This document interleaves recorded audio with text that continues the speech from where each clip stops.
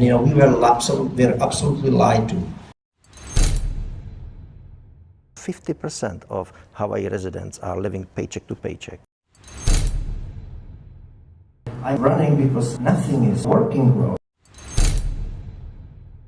I don't think we are running on the right track. We are not going to the right direction. This blank check, which was written too hard, will be just torn apart. Aloha, dear neighbors. My name is Emil Shvorchin, a name you can trust but can hardly pronounce.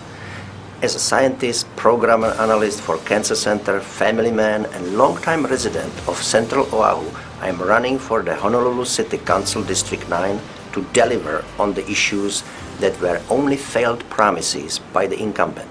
What are some of your solutions for finding more affordable housing? The affordable housing problem is just the symptom.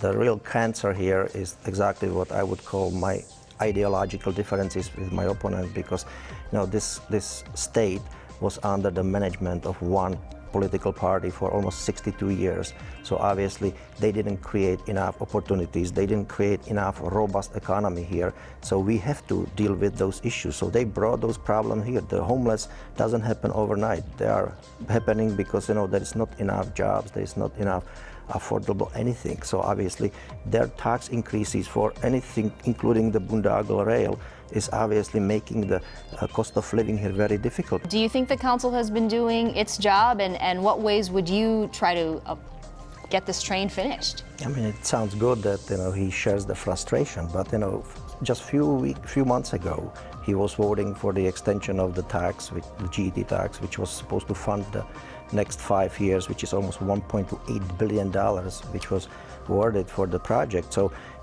at that time already the price tag of the rail was so big that he should at least understand that if it doubles, I mean, because it doubled already at the time, it was $5.1 billion, and also it was very delayed. So obviously something was terribly wrong, but then still they were voting for another increase of taxes. How would you restore public trust in our ethics laws? I think the fundamental problem here is that the Ethics Commission is basically appointed by the politicians. So they hardly ever, convict the real perpetrators. So I happened to run against a city council member in 2008, which was fined twice, basically, because he was receiving $60,000 a year salary from Kapolei Chamber of Commerce while he was still on a city council deciding what rail are we gonna have.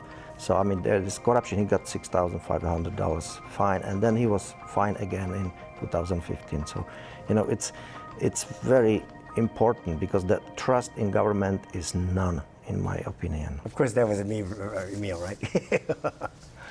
I'm candidate for office because my opponent ran unopposed, as if everything was great in our city. 50% of you are already living from paycheck to paycheck. Retirement system is broken and only 60% funded. Homelessness is on the rise. Department of Education is pushing education, perverting and demoralizing our young ones. Corruption is rampant in this government of special interests who got used to pay-to-play schemes. The rail is just the obvious example of that. And nobody is in jail yet? Current city council, including my opponent, doesn't know any better than raise your taxes again as soon as possible.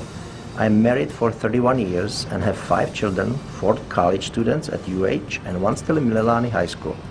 I was born in what's today Czech Republic. I had to escape communism 20 years ago with my wife to come here, so believe me, America is a very dear place to me. I'm uncorrupt outsider candidate with solid education in so many useful traits needed in our city government other than politics. Check my website, emilclearchoice.com. Help me make Honolulu great again. Thank you for your time. God bless you.